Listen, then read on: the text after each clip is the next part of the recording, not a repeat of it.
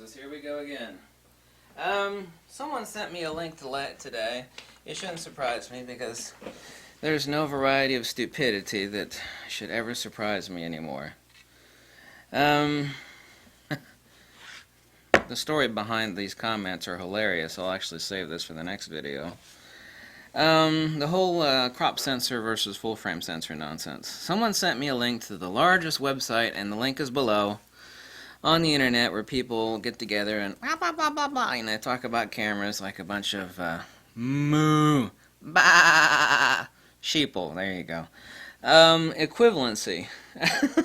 God, they talk about full frame lenses and sticking a full frame lens in a crop sensor. This crap has got to stop. Let me read something to you. Some of this stuff is correct, and some of it is totally incorrect. The first thing it says, the first thing you'll notice is that the sensor sees a narrower angle of view, which is why a 50mm lens on a crop sensor is equivalent of a 75. Well, it doesn't see anything. If you actually throw a full frame lens on a crop sensor camera, it doesn't see anything. There are CPU contacts that tell the camera what lens is on there, but it can't change anything, so that's actually incorrect. You're no longer capturing all the light that the lens is projecting, meaning when you stick a full frame lens on a crop sensor camera, it means you're wasting. It's kind of like if you have a table like this, and then I were to buy a super giant pizza about this big, and then I were to place the super giant pizza on the table, then all of this would actually fall off into the dirt. The only thing that's happened is I'm wasting the pizza. The only thing that this table is going to hold is the size of this table in length and width. I mean, that's pretty simple, isn't it? Now there's an accurate statement from the article. It says, the light intensity on the sensor remains the same. Yeah, it's because exposure is a per unit area, not total light. Okay? No sensor on Earth, on any damn camera on Earth, works off of total light. Okay? Bigger sensors don't capture more light. Well, sure they do. Well, let's explain that in a second here. Okay, I have a large bowl here and a small bowl here. Let's explain that in a second. But the amount of light that you capture has dropped. That's not true either. The equivalent aperture not only tells you how much depth of field you get, blah, blah, blah. And here's the part that's a huge lie. And like I said, the link for this nonsense is below. And I've had a few people link me to this stupid article. And it's on a website that it shouldn't be on. And because the more light you capture, the less noise your image. Now here's the nonsense. This is the key to why a large sensor generally gives better image quality than a smaller one does. No, that's a total frickin' lie. Exposure is per unit area. The only reason some, not all of them, some of the new full-frame sensors have a DX pixel pitches. The only reason a full-frame sensor over the same aperture and same unit of time with the same lens actually has a bit better image is because of the size of the photo sites. The pixel pitch has nothing to do with a larger sensor. You see this? You know what a rain gauge is? Let's just assume that both of these are rain gauges, okay? I stuck them both outside and captured rain over a given period of time. Now you'll notice that there's 10 millimeters of rain over here, and there's 10 millimeters of rain over here. You see, the exposure, as I get my finger wet, in any part of this big sensor is exactly the bleepity bleepity bleep same as any place I place my damn finger over here. Do you kind of get that point? Now what's changed? Now you're going to go, well, but look, there is more ultimate volume of water over here in the larger bucket than there is in the smaller one. But they both have 10 millimeters of rain captured. In this case, exposure is what we're talking about.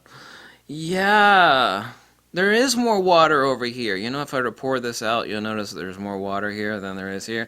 But guess what? Your damn camera sensor doesn't work that damn way. Your camera sensor works off millions of little points of light. And no matter where I stick my finger in this damn bleepity bleeping bleepity bleep, bleep, bleep, bleep bowl is still 10 millimeters of water. That, my folks, is called exposure. Oh my God! And any place I place my damn finger over here in the smaller bowl is still 10 You know, your camera sensor is millions and millions and millions of little pixels, little photo sites, okay? Your camera do not work off of this, which is total light.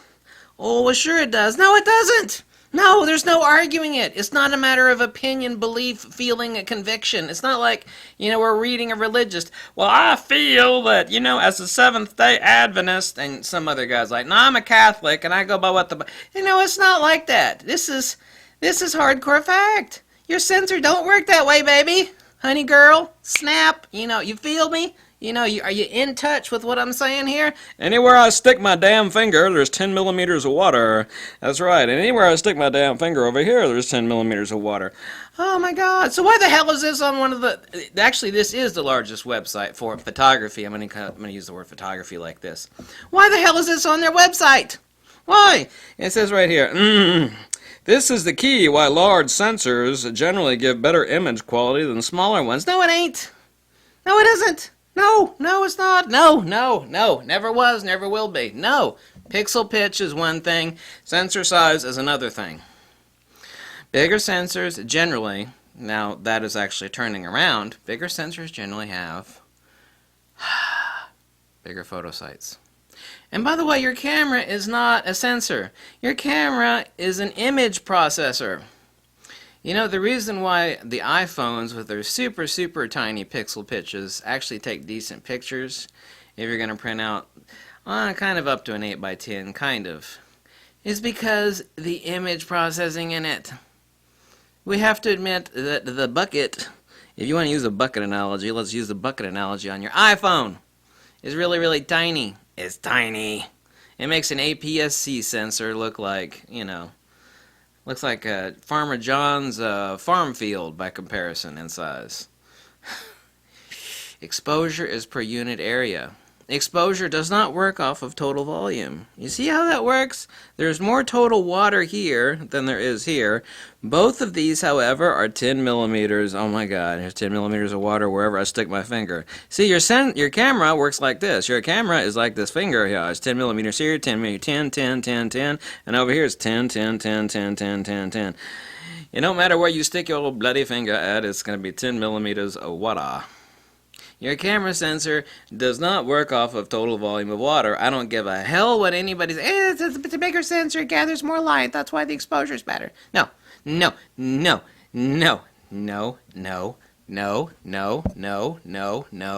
no. On the same page, it says... F numbers tell you about the light intensity. A larger sensor has more square millimeters for collecting light. Well, it sure does. A larger sensor has more square millimeters. You see, the neat thing is that exposure doesn't work off of total square area. It works off of per unit area. 10 millimeters, 10 millimeters, Why is this on this website? I'll give you the link below. You read it for yourself.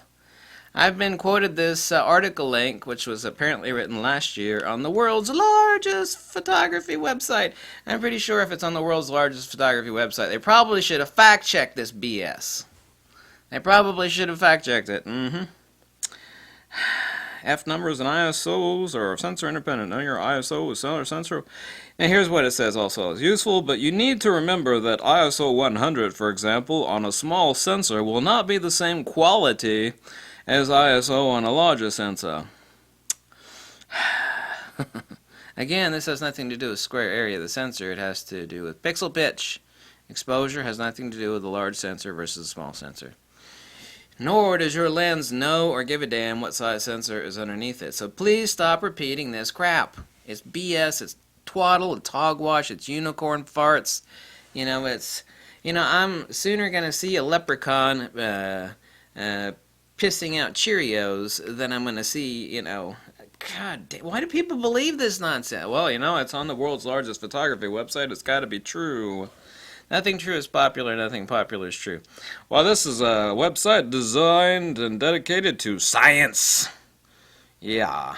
And there's a lot of institutes that are actually teaching the nonsense that Albert Einstein taught, too. That doesn't make it correct.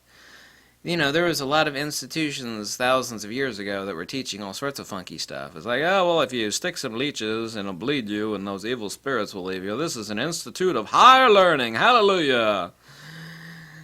No, that's not science. That is academia. You see, there's a huge difference between academia and true science. True science is the search of truth and the confirmation of truth. Academia is where you get a bunch of idiots that come together and they agree with each other and they spread dogma. Academia is about spreading and rehashing and repeating dogma. Science is actually something else. Well, that can't be because this is an academic academy of sciences. That doesn't mean that, anyway.